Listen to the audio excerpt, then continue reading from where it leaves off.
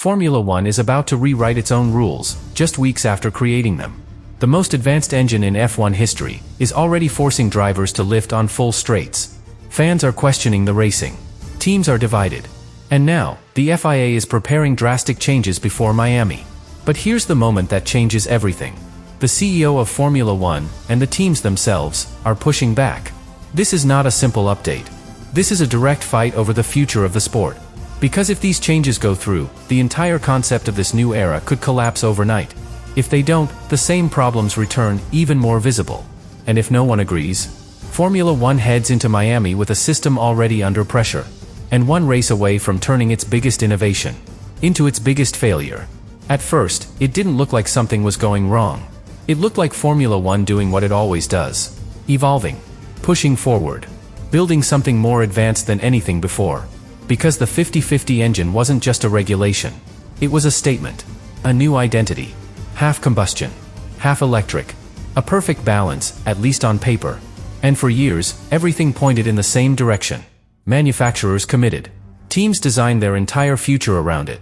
Billions invested into making this system work. So when the season started, nobody expected problems this early. But they came anyway. Quiet at first. Almost invisible. Drivers lifting slightly on straights.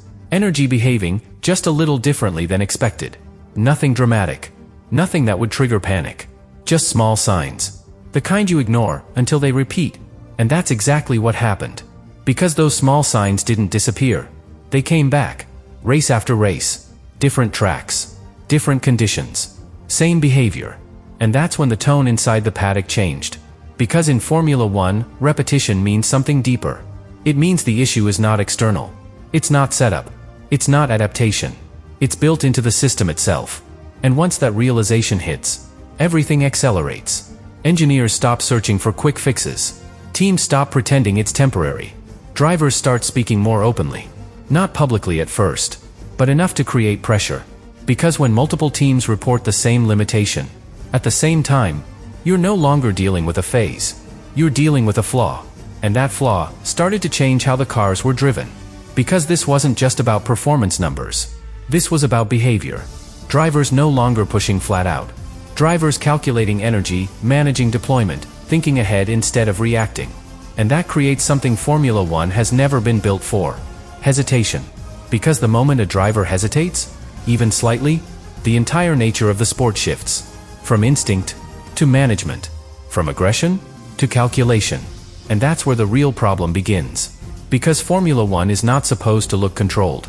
It's supposed to look on the edge. Unpredictable in the right way. Drivers fighting the limit, not avoiding it. But now, avoiding the limit has become part of the system. And that is what triggered the first real alarm. Not the data. Not the numbers. But the feeling. The sense that something about the racing was no longer completely natural. And once that feeling spreads, inside the paddock and outside, it becomes impossible to ignore. Because at that point, the question is no longer, can this be improved? It becomes something much more serious. Was this designed the right way in the first place? And that question is exactly what nobody inside Formula One wants to answer. Because the moment you ask it seriously, everything becomes unstable. Not just the system, the entire structure around it. Because if the design itself is wrong, then fixing it is no longer a small adjustment. It becomes a reset. And that's where the conflict begins. On one side, the FIA. They see the data. They hear the drivers. They understand that the system is creating behavior that shouldn't exist. Cars lifting on straights. Energy deployment dictating racing lines. Moments where performance disappears, not because of mistakes, but because of limitations. And for them, the conclusion is unavoidable. Something has to change. Not later. Now. So they prepare solutions. Aggressive ones. Reducing electric power. Altering how energy is deployed. Even questioning the 50-50 balance itself.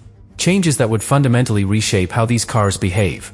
But the moment those ideas reach the table, they collide with something much bigger. Because on the other side sits the business of Formula One. And from that perspective, this is not just about fixing a problem. It's about protecting a vision. Because this new era wasn't built quietly. It was sold. To the world. To manufacturers. To sponsors who invested based on one promise. A cutting-edge, electric-focused, future-driven Formula One. And reducing that electric component means breaking that promise. So the resistance is immediate, not emotional. Strategic. Protect the concept. Limit the changes. Avoid anything that looks like a step backwards. Because admitting the system needs major correction this early sends the worst possible signal that the biggest project in years didn't work. And then, there are the teams. Because this is where the situation becomes even more divided. Some teams are still trying to understand the system, struggling with energy management, losing performance. For them, change is a solution, a reset, a second chance. But others have already mastered it. They've optimized every detail. They've built their advantage around this exact complexity. And for those teams, change is not progress. It's loss. Because it removes everything they've gained. So they resist. Quietly. Carefully. Supporting minor tweaks. Blocking major changes. Delaying decisions. Because every race without a major shift is another race where their advantage survives. And now, everything is locked. The FIA pushing for real intervention.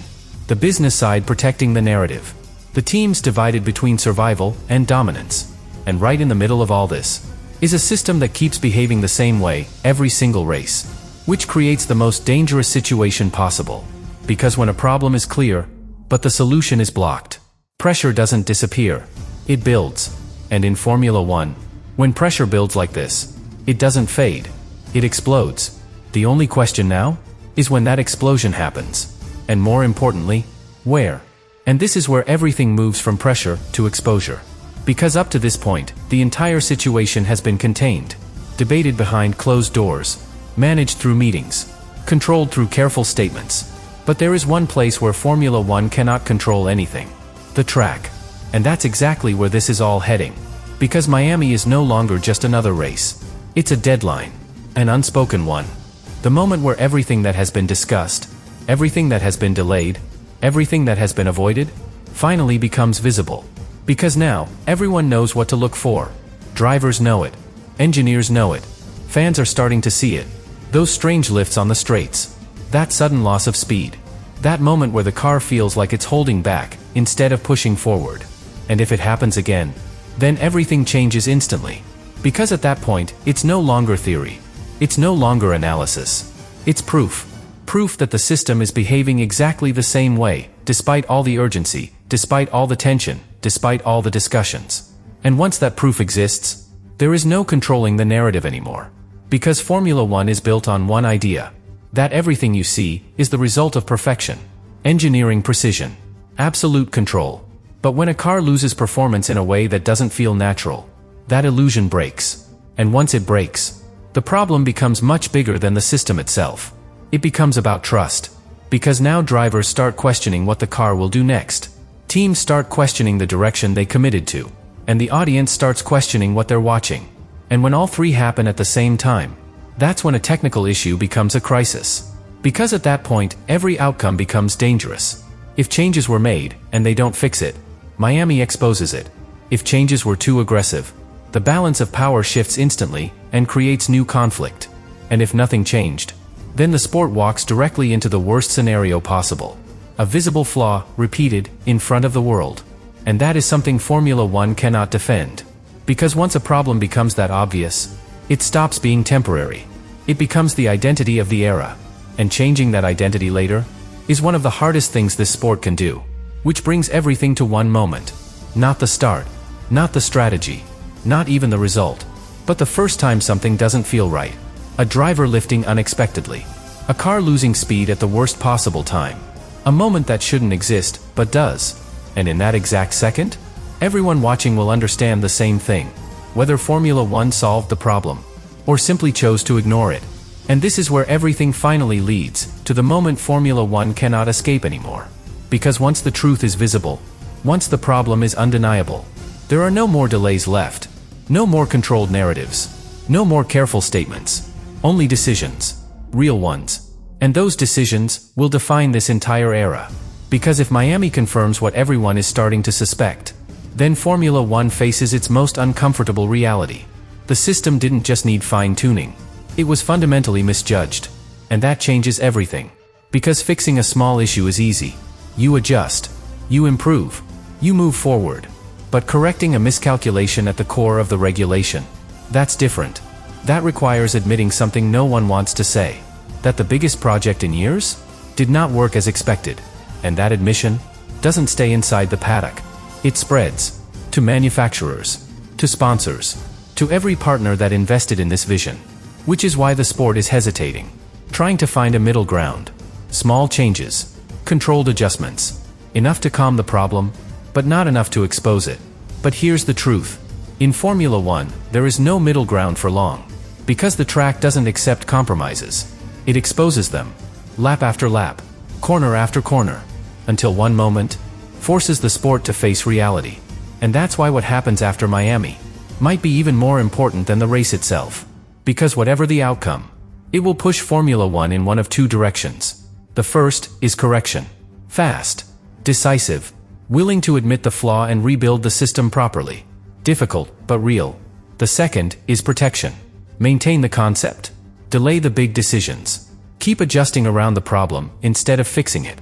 Safer in the short term, but far more dangerous over time. Because the longer a flawed system is protected, the more damage it creates, and the harder it becomes to fix later. So this is no longer about Miami. It's not even about the season. It's about identity. Because right now, Formula One is choosing what this era will be remembered for. A bold revolution that adapted when it had to, or a system that was defended too long, until it became its own limitation. And that decision is already happening. Not in public, not in one single vote, but in every choice being made right now. What to change, what to protect, what to ignore. And when the cars hit the track, all of those decisions will finally show.